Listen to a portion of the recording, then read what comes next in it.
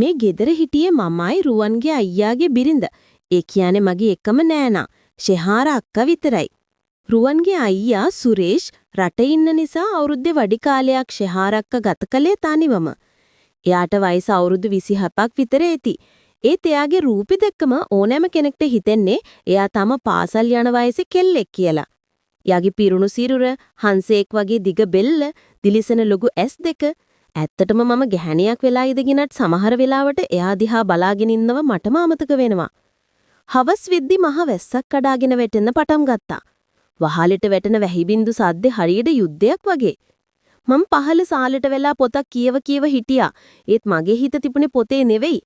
නංගි පඩිපෙළ පැත්තෙන් ඇහුණු මෘදු සංයමයෙන් පිරුණු කටහඬට මම ගැස්සිලා බැලුවා. ෂෙහාර අක්කා පඩිපෙළ බැහැගෙන පහළට එනවා. එයා දැක්කම මගේ හුස්ම ටිකකට නතර වුණා. එයා ඇඳගෙන හිටියේ දන හිසටත් වඩා කොට ලා නිල් පාට සැටින් රෙද්දෙන් මහපු නයිට් ඩ්‍රෙස් එකක්. ඒකේ සිහින් පටි දෙක යාඩේ පීරුණු සුදු උරහිස් උඩ නික්කම්ම රැඳිලා තිබුණා විතරයි. ගෙදර සාලේ තිබුණු ලා එළියට ඒ සැටින් රෙද්ද රිඩ්ඩි පාටද දිලිසෙනවා. එයා පඩිපෙළ බහින හැම අඩියක් ගානෙම ඒ සිහින් රෙද්ද එයාගේ ඇඟේ හැඩයට ලස්සනට පැද්දෙනවා. එයා නාගෙනද කොහෙද ඉන්නේ? කොණ්ඩයක තාම තෙතයි. වතුර බින්දුවක් එයාගේ බෙල්ල දිගේ පහළට රූරාගෙන ගිහින් පපුවස්සේ හැංගුණ හැටි මම බලාගෙන හිටි මන්තරයකට අහු වෙලා වගේ. ඇයි අක්කේ? මම ඇහුවා. මගේ කටහඬත් නිකන් ගොළු වෙලා වගේ. මට කාමරේට වෙලා තනියම ඉන්න බෑ නංගි. හරිම පාළුයි. අනික මේ වැස්සට මට පොඩි බයක් දැනෙනවා. එයා එවිත් මගේ ළඟින්ම සෝෆා එකේ වාඩි වුණා. එයා වාඩි වුණේ මගේ ඇඟේ ගෑවි නොගෑවි. එයාගෙන් ආවේ හරිම මෘදු සුවඳවත් බේබි කොලොන් සුවඳක් වගේ. හරිම පිරිසිදු සුවඳක්. අපි දෙන්න ටික වෙලාවක් යනකම් මුකුත් කතා කළේ නැහැ. ජன்னේලෙන් එළියට පේන අකුණු වෙලි දිහා බලාගෙන අපි හිටියා. එළියේ වැස්ස ජනෙල් වලට ගහන සද්ද හරිම බය හිතෙන සුළුයි. අපේ ජීවිත හරි පුදුමයි නේද නංගි? අක්කා හැමින් මිමිනුවා. එයාගේ ඇස් තිබුණේ ඈත අඳුරේ. ලොකු ගෙවල් යාන වාහන තිබුණට රැටි තුරුල් වෙලා ඉන්න හිතේ දුක කියන්න පිරිමියෙක් නැහැ. අපි දෙන්නම හරියට වැන්දවෝ වගේ. එයා කියපු කතාවට මට hina ගියා වගේම හිතට ලොකු දුකක්කුත් ආවා. ඒකනම් ඇත්ත අක්කේ රුවන් හිටියත් එයා ඉන්නේ එයාගේ ලෝකෙක. එයාට මාව මතක් වෙන්නේ රැට නිදා ගන්නවම විතරයි. අපිට ඕනේ උණුසුමක් නම්ගි. හිතට වගේම ඇඟටත් දැනෙන ආදරයක්. අක්කා එහෙම කියලා මගේ දිහා බැලුවා. ඒ බැල්ම මගේ හදවත පසාරගෙන ගියා. එක පාරටම මුළු අහසම දිදරලා යන තරම් ලොකු අකුණක් ගැහුවා. ඩෝං ගාලා ආපු ඒ සද්දෙත් එක්කම මුළු ගෙදරම කරන්ට් එක ගියා. ඝන අන්ධකාරයක් අපිව වටා ගත්තා. අම්මෝ! ෂෙහාර අක්කා බය වෙලා මගේ ඇඟට පැන්නා. එයා මාව තදින් බදාගත්තා. ඝන අන්ධකාරයේ එයාගේ උණුසුම් මෘදු ඇඟ මගේ ඇඟේ තද වෙද්දී මට දැනුනේ නුපුරුදු ඒත් හරිම මිහිරි හැඟීමක්. එයාගේ පපුව මගේ අතේ වෙදිලා තෙරපනවා. එයා බයට ගැහෙන විදිහ මට දැනුණා. මම මගේ ෆෝන් එකේ ටෝච් එක දාගන්න උත්සාහ කළේ නැහැ. මම කලේ ඇත් දෙකෙන්ම යාව බදාගත් එක. බය වෙන්න එපා අක්කේ මම ඉන්නවනේ. මම එයාගේ පිට ඇත ගහුවා. එයාගේ පිට හරිම සිනිදුයි. සැටින් රෙද්දට උඩින් වුණත් මට එයාගේ ඇඟේ උණුසුම මගේ අත්ලට දැනුණා. ටික වෙලාවකින් අක්කා ඔළුව ඉස්සුවා. ඒත් එයා මගෙන් ඈත්ුනේ නෑ. අපි හිටියේ කළුවරේ වුණාට එළියෙන් ආපු අකුණු වෙලියට මට එයාගේ ඇස් දියමාන්ති වගේ දිලිසෙනව පෙනුණා. නංගි, ඔයාගේ ඇඟ හරිම උණුසුම්. එයා මගේ කනට ලං වෙලා කිව්වා. එයාගේ උණුසුම් හුස්ම මගේ බෙල්ලට වද්දි මගේ මුළු ඇඟම හිරිවැටිලා ගියා. මගේ හදවත ගැහෙන වේගය වැඩි වුණා. අක්කාගෙත් මගේ කටින් වචන පිට වුණේ ඉබේටමයි. අක්කා එයාගේ එක අතක් මගේ මූණට තිබ්බා. එයාගේ සිහින් ඇඟලි මගේ තොල්ලුඩින් යද්දි මට හුස්ම ගන්න තමතක වුණා. අපි දෙන්න මෙහෙම තනියම ඉන්න එක අපරාධයක් නේද? පිරිමි අපිව දාලා ගියාට අපි ඇයි දුක් විඳින්නේ? එයා අහපු දේ තේරුම් ගන්න මට වෙලාව ගියේ නැහැ. මේ ඉන්නේ මගේ නෑනා නෙවෙයි ආදරය සහ ස්පර්ශය බලාපොරොත්තු වෙන පිරිමින්ගෙන් අතහැර දෙමු තවත් ගැහැණියක් විතරයි කියලා මට තේරුණා. මගේ හිතේ තිබුණු ලැජ්ජාව, බය, සංස්කෘතික බැම්බි හැමදේම ඒ මොහොතේ පැත්තකට විසි වුණා. අදරේ අපි කාමරේට යමුද? මම ඇහුවේ මගේ හිතේ තිබුණේ අමුතු ආශාව පාලනය කරගන්න බැරුව. ෂෙහාර අක්කා මගේ නලලට හාදුවක් දුන්නා. "ඕ යමු. අද රැට ඔයා මගේ ළඟ ඉන්න. මට ඕනේ ඔයාගේ උණුසුම." අපි දෙන්න අත්තල්ලාගෙන ෆෝන් එකේ මලානි කේලියෙන් පඩිපෙළ නැගගෙන උඩට ගියා. ඒ අනාතරතුරත් අක්කා මගේ අත තද කරලා අල්ලගෙන හිටියේ හරියට මම නැති වෙයි කියලා බයකින් වගේ. කාමරේ ඇකුලට ආපු අපි දෙන්න ඇඳේ වාඩි වුණා. කාමරේ තිබුණේ අඳුරේ වුණාට ජනේලේ වීදුරුවෙන් එළිය වැටෙන අකුණු වෙලිය වෙලාවකට කාමරයම එළිය කරනවා. ඒ හැම පාරකම මම දැක්කේ ශෙහාර අක්කගේ මූණේ තිබුණු අමුතු දීප්තිය. නංගි ෆෝන් එකේ ටෝච් එක නිවන්න. අපිට මේ අඳුර හොඳයි. අක්ක හෙමින් කිව්වා. මම ෆෝන් එක ඔෆ් කරලා පැත්තකින් තිබ්බා. දැන් අපිට පේන්නේ අපි දෙන්නගේ සිලුවට් විතරයි. එළියේ වැස්ස හොගාලා වහින සද්දේ නිසා කාමරය ඇතුලේ අපි දෙන්න කතා කරන වචනයක් ගානේ දෝංකාර දෙනවා වගේ මට දැනුණා. ඔයා දන්නෝද නංගි? මම කසාද බැඳලා මේ ගෙදරට ආපු දවසේ ඉඳන් මම හෙව්වේ ආදරයක්. අයියා හොඳයි. ඒ තෙයාට මාව දැලින්නේ රැයට ඇඳට ආවම විතරයි. ඊට පස්සේ එයා යාගේ ලෝකෙක. මම මගේ ලෝකෙක. ගෑණියෙක්ට ඕනි ලිංගිකත්වයට වඩා Taman ගැන හොයලා බලන, Tamanම අගය කරන කෙනෙක් නේද? අක්කගේ කටහඬේ තිබුණු වේදනාව මට දැනුණා. මම මගේ අනිත් අතින් එයාගේ අත තද කරලා අල්ලගත්තා. මට තේරුණා අක්කේ රවුණුත් එහෙමමයි. උන් හිතන්නේ අපිට කන්න බොන්න දුන්නම, ලස්සනට අඳින්න දුන්නම අපේ ජීවිත සම්පූර්ණයි කියලා. ඒකනි අක්ක ඔළුව උස්සලා මගේ මූණට එබුණා. අඳුර අතරින් එයාගේ ඈස් දිලිසෙනවා මට පෙනුණා. අපිට ඕනේ උණුසුමක් නංගි, හිතට වගේම ඇඟටත් දැනෙන ආදරයක්. එහෙම කියලා එයා මගේ මූණට තවත් ලං වුණා. එයාගේ අතක් මගේ කම්මුල දිඩේ පහළට ලිසලා ගිහින් මගේ බෙල්ල ළඟ නැතර වුණා. මගේ හුස්ම හිර වුණා වගේ දැනුණා. ඒත් මම අහක බලුවේ නැහැ. මගේ හිතේ යටපත් වෙලා තිබුණු ගැහැණු ආශාවන් එළියට එන්න දඟලනවා වගේ මට දැනුණා. ඔයා හරිව සුවඳයි නංගි. මට හිතෙන්න අපි දෙන්න එකිනෙකාට උදව් කරගන්න ඕනේ. මේ පාළුව මකන්න පිරිමියෙක්ම ඕනේ නැහැ නේද? ඒ ප්‍රශ්නෙට මගින් උත්තරයක් ලැබෙනකම් එයා බලන් හිටියේ නෑ. එයාගේ මෘදු තුල් මගේ නළලට තද වුණා. ඊට පස්සේ හෙමින් මගේ කම්මුලට. මම ඇස් පියාගත්තා. මගේ මුළු ඇඟම වෙවුලනවා වගේ.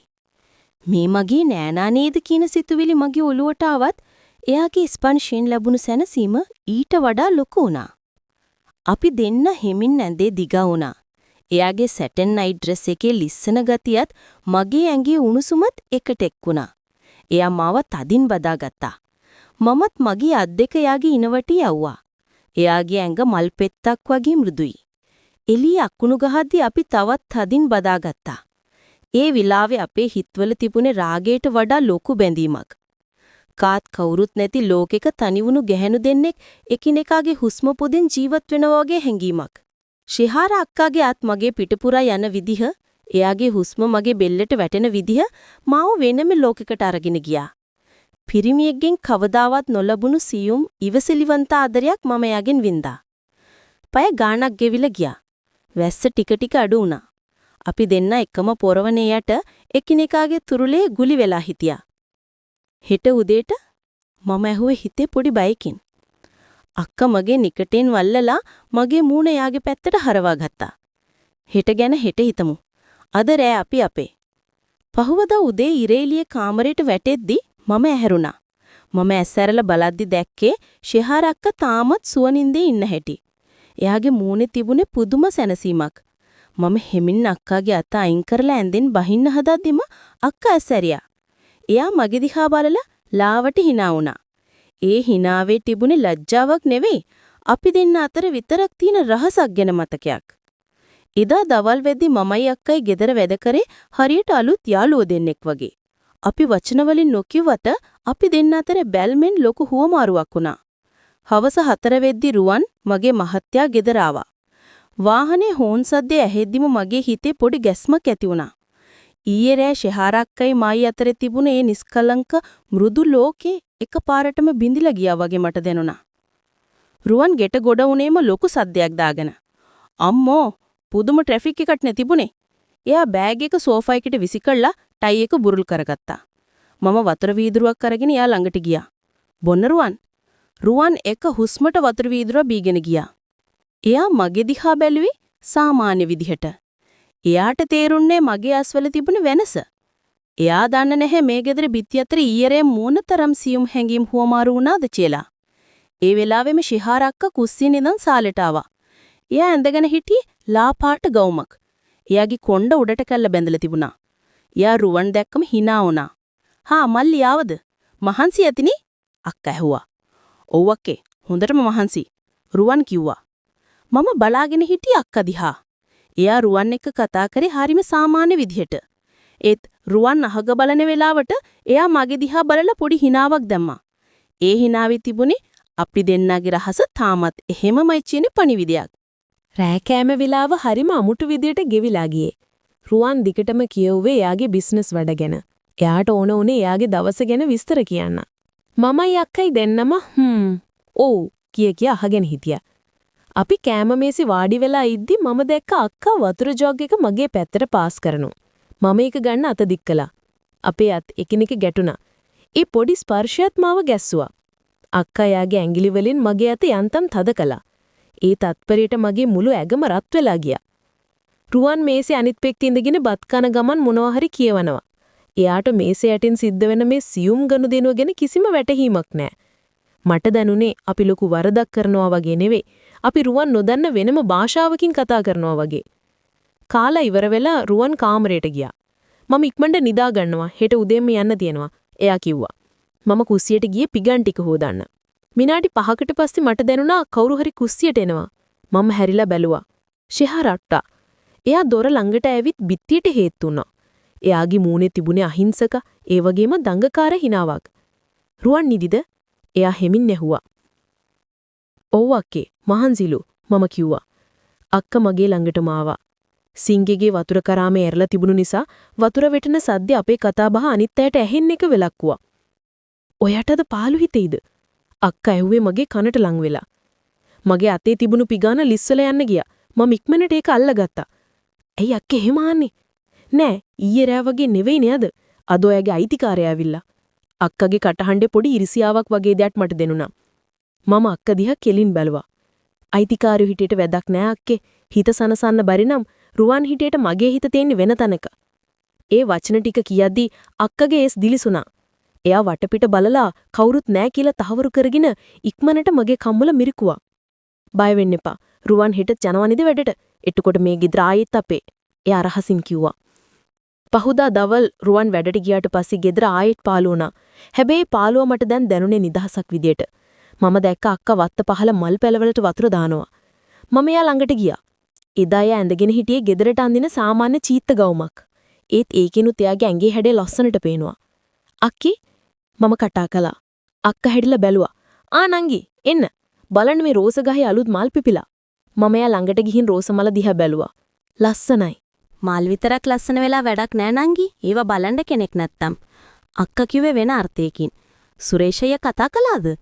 අක්කගේ මූණ අඳුරු වුණා. "ඔව් උදේ කතා කළා. එයාට ඕනේ සල්ලි ගැන අහන්න විතරයි. මම කාලද බීලා දින්නේ කියලා අහන්න යාට මතක නෑ." අක්කගේ ඇස් වලට කඳුළු පිරුණා. මට එයා ගැන පුදුම දුකක් හිතුණා. මම වටපිට බැලුවා. වත්ත වටේ තාප්ප නිසා අපිව කාටවත් පේන්නේ නෑ. මම හෙමින් අක්කගේ අතින් අල්ලගත්තා. "අඬන්න එපා නංගි. අයියා නැතුණට මම ඉන්නවනි." අක්ක මගේ අත තද කල්ලා අල්ලගත්තා. "ඔයා විතරයි නංගි මාව තේරුම් ගත්තේ. මේ ලොකු ගෙදර මට පිස්සු හැදෙන්න ආවා. ඒත් ඔයා ආවට පස්සේ මට දැනෙනවා මම ජීවත් වෙනවා කියලා." අපි දෙන්න ටික වෙලාවක් යනකම් අත් අල්ලගෙන මල්ගස් දිහා බලාගෙන හිටියා. ඒ මොහොතේ මට දැනුනේ අපි දෙන්න අතර තියෙන්නේ නෑනල අතර තියෙන සම්බන්ධයකට වඩා ආත්ම ගානකින්දන් එන බැඳීමක් කියලා. දවස් දෙකකට පස්සේ ආයෙත් වැස්සක් පටන් ගත්තා. රුවන් එදා රෑ ගෙදර හිටියා. හැබැයි යා හිටියේ පහල කට්ටුවේ ටීවී එක දාගෙන ක්‍රිකට් මැච් එකක් බල යාට මුළු ලෝකෙම අමතකයි මැච් එකක් තිබුණොත්. මම උඩ තට්ටුවේ බැල්කනි එකට වෙලා වැස්ස දිහා බලාගෙන හිටියා. රෑ 10 විතර ඇති. හුළඟ හරිම සීතලයි. "තනියමද?" ෂෙහාර අක්කා බැල්කනි එකට ආවා. එයා අතේ කෝපි කෝප දෙකක් තිබුණා. "රුවන් පහල නේද?" එයා අහන ගමන් මට කෝපි එක දුන්නා. "ඔව් අක්කේ, මැච් එක." අක්කා hina වුණා. "පිරිමි ළමයි." එයා මගේ ළඟින්ම වැටට හේතු වුණා. "අද රෑත් වැස ලස්සනයි නේද?" "ඔව්, ඒත් අද මට පාළුයි." මම කිව්වා. "ඇයි? රුවන් ඉන්නවනේ?" අක්කා හෙව්වා. "රුවන් හිටියට යා මගේ ළඟ නෑනේ අක්කේ. එයා ඉන්නේ යාගේ ලෝකෙක." අක්කා කෝපි එක පැත්තකින් දීලා මගේ ළඟටම ආවා. එයා මගේ කොණ්ඩේ අවුල් වෙලා තිබුණ තැනක හදලා දුන්නා. "ඔයාගේ කොණ්ඩේ හරිම ලස්සනයි දිනිති. හරිම කළුයි, සිනිදුයි." එයා මගේ කොණ්ඩේ අත ගානේ විදියට මගේ ඇස් පියුණා. "රුවන් කවදාවත් මගේ ලස්සන ගැන මෙහෙම කියලා නෑ. වාට මහන්සි පාටයි නංගි. එන්න මම ඔළුව ටිකක් මසාජ් කරන්නම්." මම බැල්කනි එකේ තිබුණ පුටු දෙකේ වාඩි වුණා. අක්කා මගේ පස්සේ නැවිත් මගේ ඔළුව මසාජ් කරන්න පටන් ගත්තා. එයාගේ ඇඟිලි තුඩු මගේ හිස් කබල දිගේ යද්දි මට දැනුනේ දිව්‍ය ලෝකෙ ගියා වගේ සනීපයක්. මම ඉබේම මගේ ඔළුව එයාගේ බඩට හේතු කළා. "සනීපද?" එයා ඇහුවා. "ගොඩාක්." මම මිමිනුවා. අක්කා පහත් වෙලා මගේ කනට ලං වුණා. "රුවන් දන්නවද ඔයා මෙච්චර වටිනවා කියලා?" "එයාට ඒව තේරෙන්නේ නෑ අක්කේ." "මට තේරෙනවා." අක්කා මගේ බෙල්ලට පොඩි හාදුවක් දුන්නා. ඒක කාටවත් නොපෙනෙන ඒත් මගේ මුළු ඇඟම දවාලන හාදුවක්. අපි දෙන්නට අපි විතරයි නංගි. ඒ වෙලාවේ පහලින් රුවන් කෑ ගහනවා ඇහුණා. "යස්! විකට් ටිකක්." අපි දෙන්න ගැස්සිලා ගියා. අක්කා මගේ නෑත් වුණා. අපි දෙන්න දිහා බලාගෙන hina වුණා. දැක්කනේ. එයාට අපිව මතකවත් නෑ. අක්කා කිව්වා. එදා රෑ මම නිදාගන්න ගියේ ලොකු තීරණයක් අරගෙන. මම තීරණය කළා මගේ සතුට මම හොයාගන්න ඕනි කියලා. රුවන් මගේ නීත්‍යානුකූල සැමියා වෙන්න පුළුවන්. ඒත් මගේ ආත්මීය සහකාරිය ශිහාරා අක්කා. මම කාමරයට යද්දී රුවන් තාම මැච් එක බලනවා. මම එඳට වෙලා කල්පනා කළේ අක්කා ගැන. ටික වෙලාවකින් මගේ ෆෝන් එකට මැසේජ් එකක් ආවා. "ගුඩ් නයිට් මගේ හුදකලා හිතවතිය. දොර වහගන්න එපා. මැච් එක ඉවර වෙන්න පරක්කු වෙයි." ඒ මැසේජ් එක දැක්කම මගේ ඇඟේ ලේ රත් වුණා. මම දොර දිහා බැලුවා. මම දොර අගුළු දැම්මේ නැහැ. විනාඩි 10කට පස්සේ දොර හෙමින් ඇනුණා. ශිහාරා අක්කා ඇතුළට ආවා. එදා රෑ වැස්ස තිබුණේ නැතත් අපේ හිතවල තිබුණේ වැහි දවසක තිබුණු සිසිලසමයි. රුවන් පහල් කෑ ගහද්දී අපි දෙන්න උඩතට්ටුවේ කාමරයක ලෝකෙට හොරෙන් අපේම ලෝකයක් හදාගත්තා. එදා ඉඳන් හැමදාම වගේ අපි අපේ පුංචි රහස් හමුවීම් දිගටම කරගෙන ගියා. රුවන් හිතුවේ මමයි අක්කයි හොඳම යාළුවා වෙලා කියලා. ඔව්, අපි යාළුවෝ. හැබැයි ඊට එහා ගියපු වචනයෙන් විස්තර කරන්න බැරි බැඳීමක් අපි අතර තිබුණා. සමහර දවස්වලට රැට වැස්ස වහිනකොට අපි දෙන්න බැල්කනි එකට වෙලා එකම කෝප්පින් කෝපි බොනවා. සමහර වෙලාවට කුස්සියේදී හොරෙන් නත්තල්ල ගන්නවා. ඒ හැම මොහොතකම මට දැනුනේ මම ජීවත් වෙනවා කියලා. සමාජයේ මේකට මොනවා කියයිද කියලා මම දන්නේ නැහැ. සමහර විට මේක වැරදි ඇති. ඒ තාදුරේ කියන්නේ හිත නිවන තැනටනේ. පිරිමින්ගේ ලෝකේ තනිවනු ගැහණු දෙන්නෙක් එකිනෙකාගේ හිත සනසගන්න එක පාපයක් වෙන්නේ කොහොමද? අදටත් වැස්සක් වැටෙන හැම වෙලාවකම මට මතක් වෙන්නේ අර අකුණු ගහපු පළමු දවස. එදා තමයි මම මගේ නෑනාව නෙවෙයි මගේ ජීවිතේ හුදකලාව මකපු ආදරණීය හිතවතියව අඳුරගත්තී. ඒ වැහි අඳුර මගේ ජීවිතයට ගෙනාවේ ආලෝකයක්.